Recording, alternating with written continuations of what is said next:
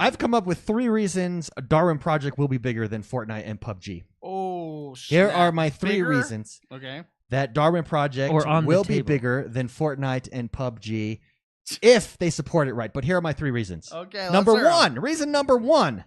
Simplified strategy of crafting. So McSpicy had mentioned you don't like games where you have to stretch craft The Calling. The Calling did it. Yeah, that bugged me. That made me not like that game. Yeah, and in this game, all it is wood and leather. Well, and electronics. But electronics is the cornucopia. That's what they throw down. Everybody goes for the electronic because that's what gives you your shield. Gives you your main weapons. Yeah, but it's just leather and it's just wood, and you have to decide what to make, and so it adds this strategy. But just having 2 things that you're collecting and then deciding what to make. For instance, one of the most expensive things is sharpening your axe or getting armor. Both super valuable. Armor takes away all damage on your first hit. It breaks it, so it's only a one-time use, but takes all damage away. That gives you a huge advantage. Yeah, especially. But if you have an axe, it adds 25 plus 25 to each time you do it. You can level it up 5 times. To just do monster damage. Yeah, there's 6 but it uses a ton. Up, it's right? 3 and 3 of each, so 3 wood and 3 leather, and that's a big number. Yeah. So it adds this strategy, and it's super simple, and I like that strategy. Every game is like, what decision do I make? And then when I lose, and I lose a lot, I think back and I think I made that wrong decision right there. That was the wrong strategy that game. So I like the simplified reason number 1, simplified strategy of crafting. Your reason number 2, streaming interaction.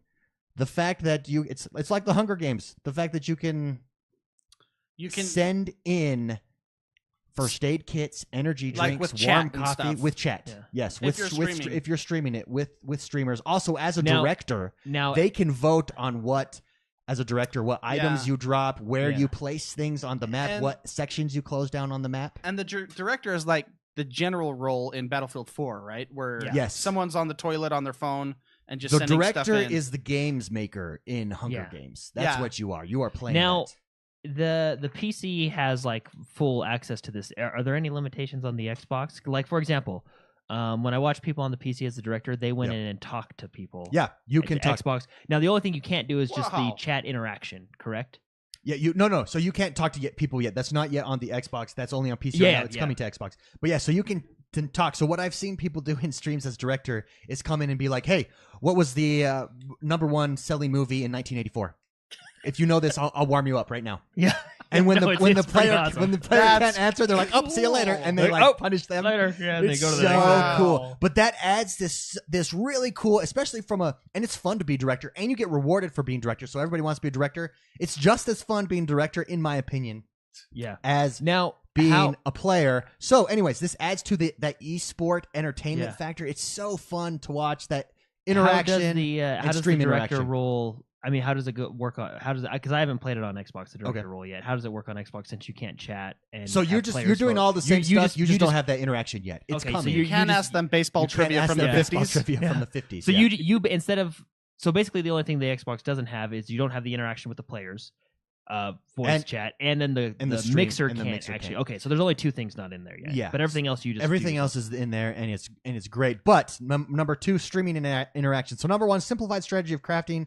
Number 2, streaming interaction, which is huge. I mean, that makes it like the Hunger Games. Yeah. And last but not least, only having 10 players in a game is my number 3 reason. I think it's a sweet spot. It's so fun. It's so fast, and the map is perfect size. And instead of this general circle closing, they close off quadrants.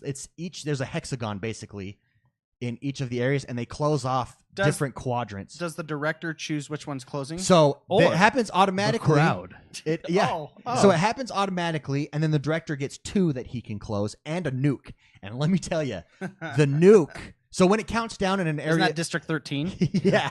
So when it counts down and an area closes, all that happens is you can freeze to death really fast, and it's basically like it's almost an instant kill. It's not quite. If you're close enough, you can get it. Yeah. But you can freeze to death extra fast if an area is closed. You can still go in it and stuff, which is fatal. But if a nuke goes off and you're in there, it's instant death. So directors can get 3 or 4 kills, and directors are rewarded with experience for getting those kills. It's so awesome. But having 10 players and the map is such a good size, it's the sweet spot. It's nice not having this 100 other players that I have to worry about. Only 10. I think it's built for esports. I think it's super exciting. I think it's It's super engaging, especially as someone that's streaming. When I stream this game, it's super engaging, and I think it's super fun to watch, in my opinion. And I think that's why, if this is supported correctly, this will be bigger than than PUBG and Fortnite.